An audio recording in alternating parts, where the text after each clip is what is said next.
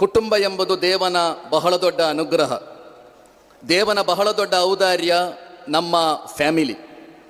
ಆದ್ದರಿಂದಲೇ ಪವಿತ್ರ ಕುರ್ಆನ್ನಲ್ಲಿ ಆರಾಧನೆಗಳ ಬಗ್ಗೆ ಎಷ್ಟು ಮಾರ್ಗದರ್ಶನ ಇದೆಯೋ, ಆರಾಧನೆಗಳ ಬಗ್ಗೆ ಯಾವುದೆಲ್ಲ ಶಿಕ್ಷಣ ಇದೆಯೋ, ಅವುಗಳಿಗಿಂತೆಲ್ಲ ಹೆಚ್ಚು ಮಾರ್ಗದರ್ಶನ, ಹೆಚ್ಚು ಚರ್ಚೆ ಇರುವುದು ಸಂಬಂಧಗಳ ಬಗ್ಗೆ.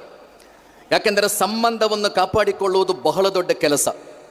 ಪ್ರವಾದಿ ಮುಹಮ್ಮದ್ ಸಲ್ಲಲ್ಲಾಹು ಅಲೈಹಿ ವಸಲ್ಲಂ, ಅಲಾ ಖುಬಿರುಕುಂ, ನಿಮಗೆ ನಮಾಜ್ಗಿಂತ, ಉಪವಾಸಕ್ಕಿಂತ, ದಾನ ಧರ್ಮಗಳಿಗಿಂತ ಶ್ರೇಷ್ಠವಾದ ಒಂದು ಪುಣ್ಯಕರ್ಮವನ್ನು ತಿಳಿಸಿಕೊಡಲೇ ಎಂದು ಪ್ರಶ್ನಿಸಿ ಪ್ರವಾದಿಯವರು ಹೇಳಿದರು, ಇಸ್ಲಾಹು ದಾತಿಲ್ ಬೈನ್, ನಿಮ್ಮ ಸಂಬಂಧಗಳನ್ನು ಸರಿಪಡಿಸಿಕೊಳ್ಬೇಕು. ಫೈನ್ನ ಫಸಾದ ದಾತಿಲ್ ಬೈನಿ ಹಿಯಲ್ ಹಾಲಿಕಾನ್, ಸಂಬಂಧಗಳು ಕೆಟ್ಟು ಹೋದರೆ ಅದು ಎಲ್ಲ ರೀತಿಯ ನಾಶಕ್ಕೆ ಕಾರಣ ಆಗುತ್ತದೆ ಎಂದು ಪ್ರವಾದಿಯವರು ಕಲಿಸಿಕೊಟ್ಟರು. ಸಂಬಂಧಗಳ ಪೈಕಿ ಬಹಳ ದೊಡ್ಡ ಸಂಬಂಧ ಕುಟುಂಬ ಸಂಬಂಧ ಆಗಿದೆ.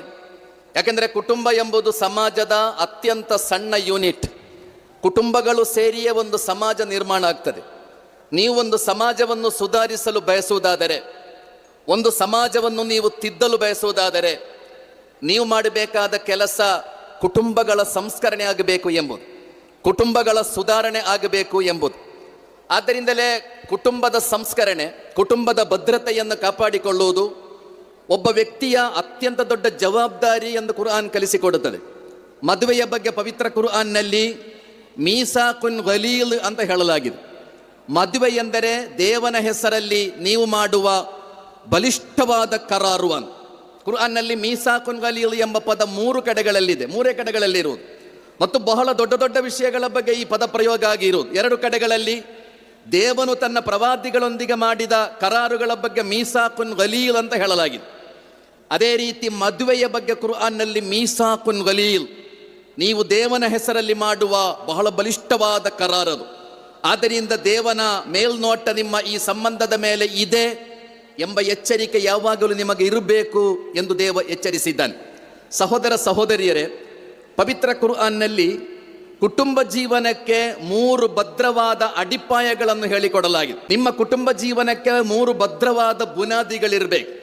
1ನೇದು ಕುರ್ಆನ್ ಹೇಳಿರುವುದು, ನಿಮ್ಮ ಕುಟುಂಬದಲ್ಲಿ ಸುಕೂನ್ ಇರಬೇಕು ಅಂತ, ಶಾಂತಿ ಇರಬೇಕು ಅಂತ. ಮನೆ ಅಂದರೆ ಅದು ಚಳಿಯಿಂದ, ಗಾಳಿಯಿಂದ, ಮಳೆಯಿಂದ ನಿಮಗೆ ರಕ್ಷಣೆ ಕೊಡುವ ಸ್ಥಳದ ಹೆಸರು ಅಲ್ಲ. ಅಥವಾ ಮನೆ ಅಂದರೆ ಸಮಯಕ್ಕೆ ಸರಿಯಾಗಿ ಊಟ, ತಿಂಡಿ, ಚಹಾ, ಕಾಫಿ ಸಿಗುವ ಸ್ಥಳದ ಹೆಸರಲ್ಲ. ಮನೆ ಅಂದರೆ ನಿಮಗೆ ಶಾಂತಿ ಸಿಗುವ ಸ್ಥಳ, ನಿಮಗೆ ಸುಕೂನು ಸಿಗುವ ಸ್ಥಳ. ಕುರ್ಆನ್ ಹೇಳೋದು ಹಾಗೆ, ನಿಮ್ಮ ಕುಟುಂಬದಿಂದ ನಿಮಗೆ ಶಾಂತಿ ಸಿಗಬೇಕು.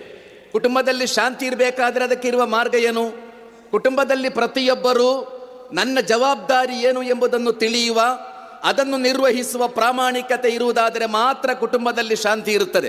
ನನ್ನ ಅಪ್ಪನಿಗೆ ನಾನೇನು ಮಾಡಬೇಕಾಗಿದೆ, ನನ್ನ ಅಮ್ಮನಿಗೆ ನನ್ನಿಂದ ಏನು ಸಿಗಬೇಕು, ನನ್ನ ಪ್ರೀತಿಯ ಪತ್ನಿಗೆ ನನ್ನಿಂದ ಏನು ಸಿಗಬೇಕು, ನನ್ನ ಮಕ್ಕಳಿಗೆ ನನ್ನಿಂದ ಏನು ಸಿಗಬೇಕಾಗಿದೆ, ಅದನ್ನು ನಾನು ಕೊಡುವಲ್ಲಿ ನನಗೆ ನಿಷ್ಠೆ ಇದೆಯೇ ಎಂಬುದು ನಮ್ಮ ಆಲೋಚನೆಯಾದರೆ ಮಾತ್ರ ಒಂದು ಕುಟುಂಬದಲ್ಲಿ ಸುಕೂನ್ ಇರಲಿಕ್ಕೆ ಸಾಧ್ಯ.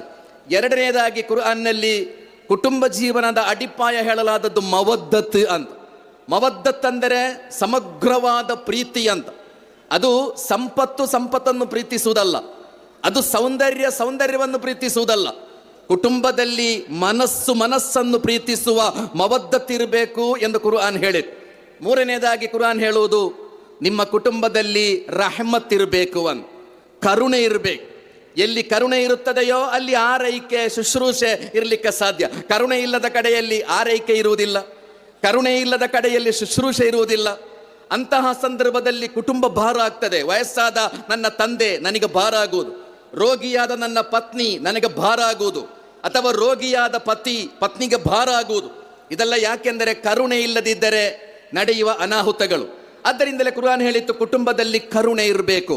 ಹೀಗೆ ನಿಮ್ಮ ಕುಟುಂಬದಲ್ಲಿ ಪೀಸ್, ಲವ್ ಆ್ಯಂಡ್ ಮರ್ಸಿ, ಇದು 3 ಇರುವುದಾದರೆ ಆ ಕುಟುಂಬದಲ್ಲಿ ಬರಕತ್ತು, ಸಮೃದ್ಧಿ ಇರುತ್ತದೆ ಅಂತ ಕುರ್ಆನ್ ವಿವರಿಸ್ತದೆ. ಸಮೃದ್ಧಿ ಎಂಬುದು ದುಡ್ಡು ಕೊಟ್ಟು ಪರ್ಚೇಸ್ ಮಾಡಲಿಕ್ಕೆ ಸಾಧ್ಯ ಇರುವ ವಸ್ತು ಅಲ್ಲ. ಮನಃಶಾಂತಿ ಅಂತ ಒಂದು ಇದೆ ಅಲ್ಲ, ನೆಮ್ಮದಿ ಅಂತ ಒಂದು ಇದೆ ಅಲ್ಲ, ಅದು ದುಡ್ಡು ಕೊಟ್ಟು ಖರೀದಿಸುವ ವಸ್ತು ಅಲ್ಲ. ಅದು ದೇವನ ಕೊಡುಗೆ, ದೇವನ ಔದಾರ್ಯ. ನಿಮ್ಮ ಕುಟುಂಬದಲ್ಲಿ ಶಾಂತಿ, ಪ್ರೀತಿ ಮತ್ತು ಕರುಣೆಯನ್ನು ಕಾಪಾಡಿಕೊಳ್ಳುವಾಗ ನಿಮ್ಮ ಕುಟುಂಬದಲ್ಲಿ ನೆಮ್ಮದಿ ಇರುತ್ತದೆ ಎಂದು ಕುರ್ಆನ್ ವಿವರಿಸಿಕೊಡುತ್ತದೆ.